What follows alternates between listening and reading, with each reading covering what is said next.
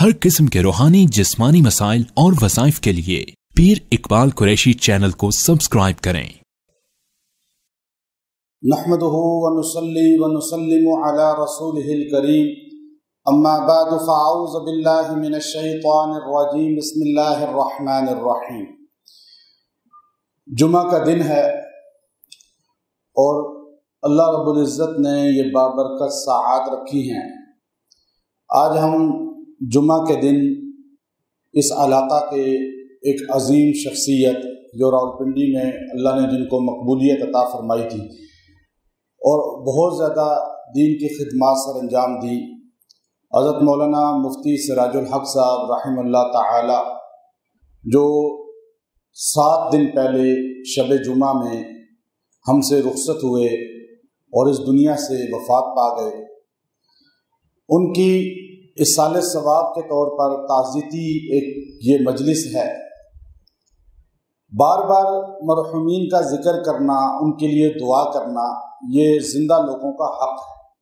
अब रात भी उलमा इकराम यहाँ जमा थे बड़ी तादाद में, वहाँ भी ताज़ीती उनके लिए दुआ हुई। उससे पहले भी इतवार के दिन मजमा में, फिर पिछले जुमा को भी, और आज भी जुमा की नमाज के बाद भी, और साथ अभी भी दुआ हो रही है। जो भी इंसान दुनिया से चला जाता है उसका तज़किरा बिल खैर करना ये जिंदा लोगों का हक है। होता यह है कि जब तक जिंदा रहता है तो लोग जिक्र बिल खैर नहीं करते, मरने के बाद जिक्र बिल खैर शुरू कर देते हैं।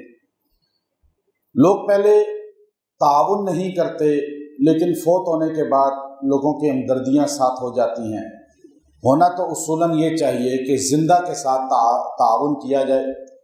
जिस तरह मुर्दा की जो मर जाए उसकी खामियां बयान करने से मना किया गया, तो जिंदा की भी तो मना किया गया।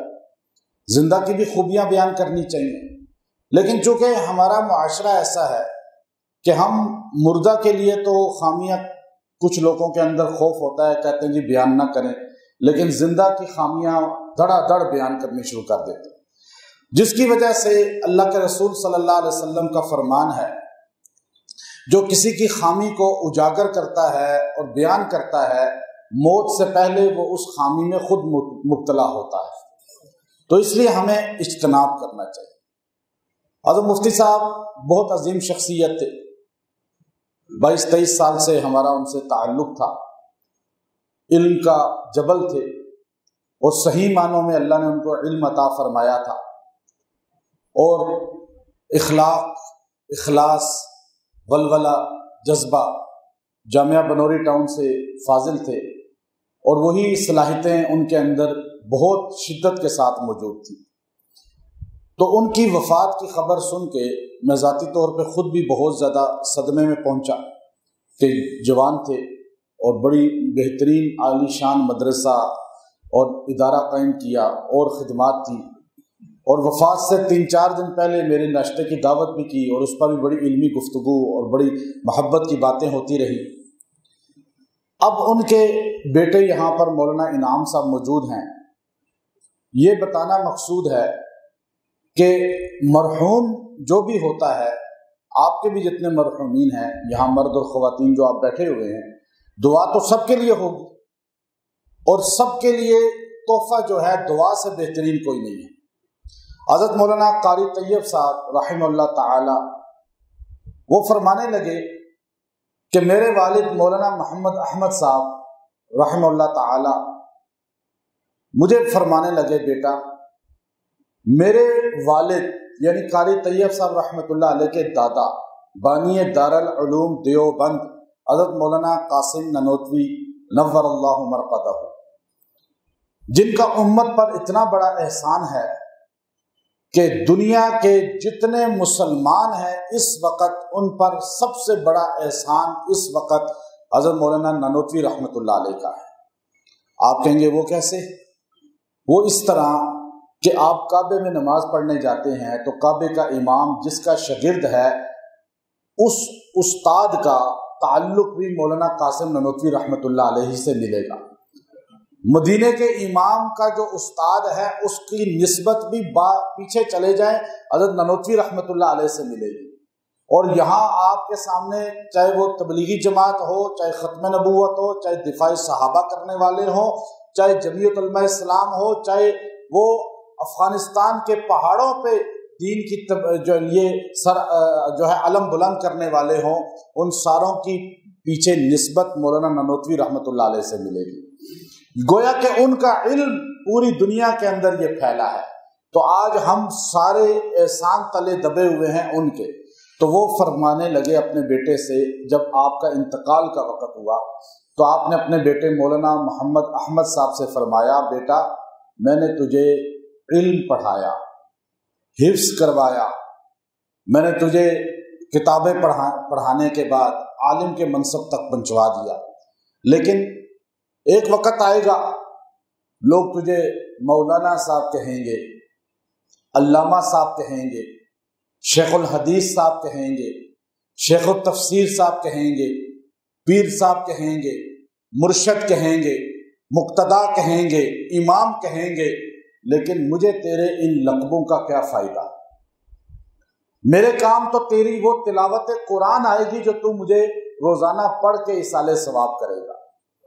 تو میں نے تجھے حفظ عالم اس لیے بنایا ہے کہ تو مجھے روزانہ ایک پارہ لازمی جو ہے پڑھ کے ایصال ثواب کرنا۔ حضرت مولانا محمد احمد صاحب جوانی میں فوت ہو گئے تھے، تو ان کے بیٹے قاری طیب صاحب رحمۃ اللہ علیہ فرماتے ہیں کہ میں چھوٹا سا تھا تو میرے والد نے مجھے بھی یہی جملہ فرمایا کہ مجھے تیرے کسی چیز کا کوئی فائدہ نہیں ہوگا۔ حالانکہ قاری طیب صاحب کو دنیا جانتی ہے کہ ان کے خطبات بیانات دنیا کے اندر ہوتے تھے، اور اللہ نے ایسا ان کو علمی کمال دیا تھا کہ جو کسی اور کو جو ہے بعد میں نہیں ملا۔ لیکن فرمایا کہ روزانہ میرے والد صاحب فرماتے تھے میں ایک پارہ اپنے والد مولانا نانوتوی رحمۃ اللہ علیہ کو ایصال ثواب کرتا ہوں، اور میں قاری طیب صاحب جب سے ہوش سنبھالا ہے، آج میری 70 سال سے زیادہ عمر ہے، میں نے کوئی دن مس نہیں کیا کہ اپنے والد اور دادا کو ایک پارہ ایصال ثواب نہ کیا ہو۔ اب دیکھیے یہ حق ہوتا ہے ہمارے مرحومین کا۔ ہم یہ نہیں کہ بس زندگی گزار رہے ہیں، بس بھول جائیں 40 دن کر کے یا جمراتیں کر کے، یہ کوئی سنت نہیں ہے۔ اصل یہ ہے کہ ہر لمحے ان کو یاد رکھا جائے، ہر لمحے ان کو جو ہے بھولا نہ جائے۔ حضرت مفتی تقی عثمانی صاحب حفظ اللہ تعالی فرمانے لگے کہ میرے والد مولانا یاسین صاحب ان کے والد تھے، بہت بڑے شیخ الحدیث تھے۔ کہنے لگے میرے والد جب مستر مرگ پہ تھے تو وہ مفتی شفیع صاحب ان کے والد تھے اور مولانا یاسین صاحب ان کے دادا تھے، تو یہ فرمانے لگے کہ مجھے مفتی شفیع صاحب رحمۃ اللہ علیہ جو میرے والد تھے، انہوں نے وفات کے وقت اپنے پاس بلایا اور اپنے پاس بلا کر کہا بیٹا وہ جملہ بول رہا ہوں جو تمہارے دادا نے مجھے بولا تھا۔ تو میں اور مفتی رفیع صاحب، مولانا ولی راضی صاحب اور دیگر ہم بھائی موجود تھے، تو فرمایا میرے والد نے یعنی تمہارے دادا مولانا یاسین صاحب رحمۃ اللہ علیہ نے مجھے فرمایا تھا، وفات کے وقت 80 سال کی عمر میں فوت ہو رہے تھے، تو مجھے فرمانے لگے بیٹا سارے بھول جاتے ہیں دفنانے کے بعد، تم مجھے تھوڑا دیر سے بھولنا۔ یہ جملہ کس نے کہا؟ مفتی مولانا یاسین صاحب جو دیوبند کے استاذ الحدیث تھے بڑے، اور وہ اپنے بیٹے مفتی شفیع صاحب مفتی اعظم پاکستان کو کہہ رہے ہیں۔ تو مفتی صاحب جب مستر مرگ پہ تھے تو وہ بھی 80-82 سال عمر تھی۔ مفتی تقی صاحب فرماتے ہیں مجھے اور میرے بھائیوں کو بلا کر کہا بیٹا دفنانے کے بعد سارے بھول جاتے ہیں، ہوتا ہے ایسے ہی نہیں، لیکن تم مجھے تھوڑا دیر سے بھولنا، بس اتنا جملہ کہا، اور بڑوں کی باتیں ہی بڑی ہوتی ہیں۔ اب یہ جملہ مفتی تقی صاحب فرمانے لگے، میں نے حضرت سے ملاقاتوں میں بھی پھر میں نے اس کا پوچھا، حضرت فرمانے لگے کہ آج تک، ابھی ان کی عمر بھی 80 سال سے زیادہ ہے، فرمانے لگے آج تک کوئی دن ایسا نہیں ہے کہ اپنے والد کو یاد نہ کیا ہو ایصال ثواب میں۔ تو اب یہ ہمارے مرحومین کا حق ہے۔ مفتی صاحب بڑی عظیم شخصیت ہے، میں نے ان کے لیے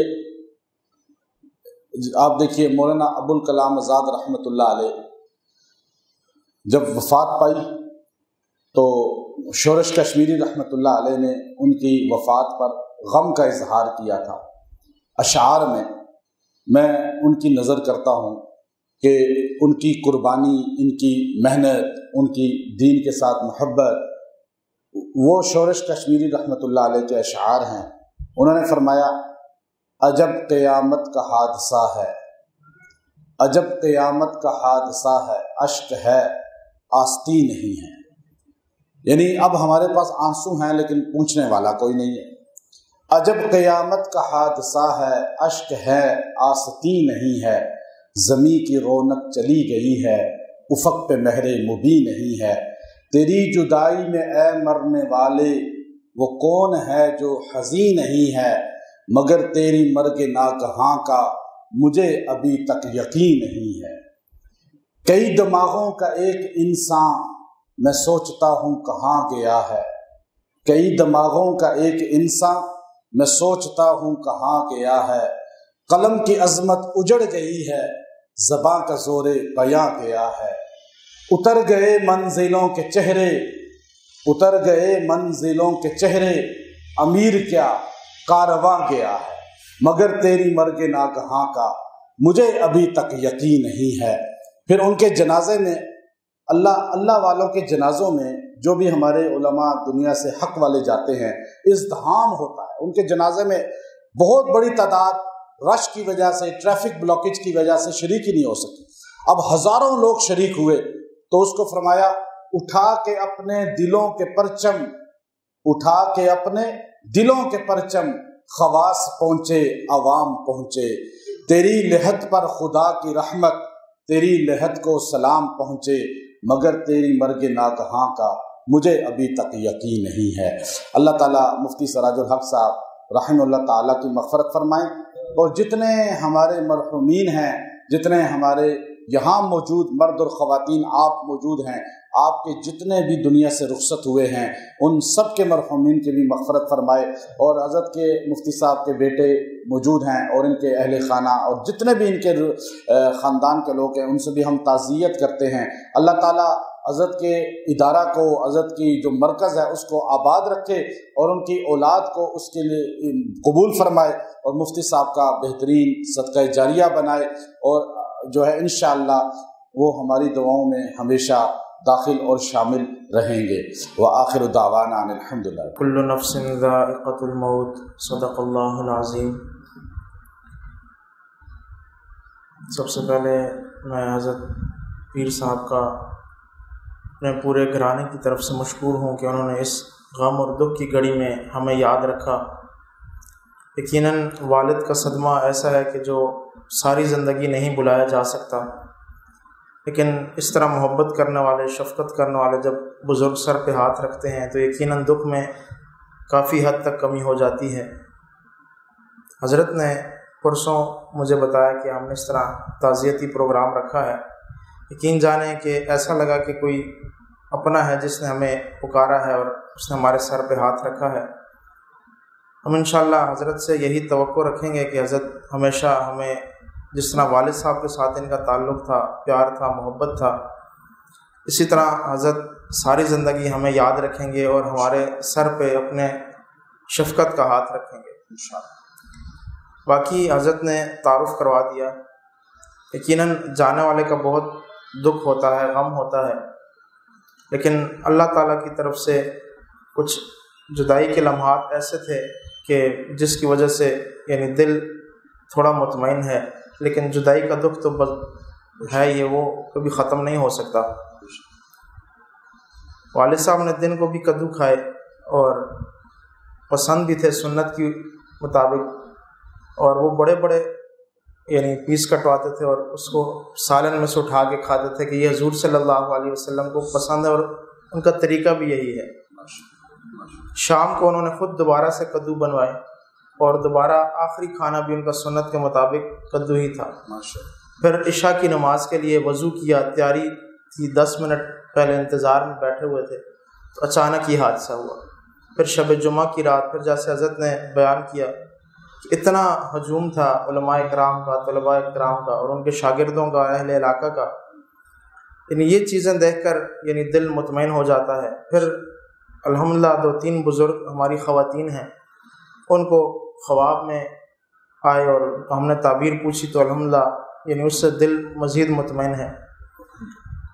بہرحال ہر شخص نے جانا ہے، صرف اتنا ہی کہوں گا کہ انسان نے دنیا کے اندر جو بھی آتا ہے وہ جانے کے لیے آتا ہے، اور اللہ تعالیٰ ہمیں یہاں پہ امتحان کے لیے بھیجتے ہیں، اور جو امتحان میں کامیاب ہو جاتا ہے تو وہی آخرت میں بھی کامیاب ہو جاتا ہے۔ اور مزہ تو تب ہے کہ ہم دنیا کے اندر اس امتحان کی تیاری کریں، ہم 60-70 سال زندگی ہم یہاں پر گزاریں، اور جب اللہ کے حضور پیش ہوں تو وہاں پر ہمارے اعمال ایسے ہوں کہ ہم وہاں کسی قابل نہ رہیں۔ تو بہتر یہ ہے کہ اللہ تعالیٰ نے جو ہمیں موقع دیا ہے ہم اس کے اندر یعنی اپنے اس آخری منزل کی تیاری فرمائیں، اور ہمیں اللہ تعالیٰ ہمیشہ کے لیے اپنے دین کے ساتھ جڑے رہنے کی توفیق عطا فرمائے، اور جس طرح ہمارے بزرگوں نے دین کے لیے کام کیا، اس کی اشاعت کے لیے، اس کی ترویج کے لیے، اللہ تعالیٰ سے دعا اللہ تعالیٰ ہم سب کو اسی طرح دین پر چلنے کی توفیق عطا فرمائے اور دین کے ساتھ جڑے رہنے کی توفیق عطا فرمائے۔ میں آخر میں پھر حضرت پیر اقبال قریشی صاحب کا بے حد مشکور ہوں۔ یقیناً دکھ کی گھڑی تھی، یہاں پر آئے، حضرت کی باتیں سنی، انہوں نے دست شفقت رکھا، یقیناً دل میں جو دکھ تھا اس میں کمی ہوئی، اور گھر والے بھی حضرت کا شکریہ ادا کر رہے تھے کہ آپ ہماری طرف سے بھی شکریہ ادا کر دیجیے گا۔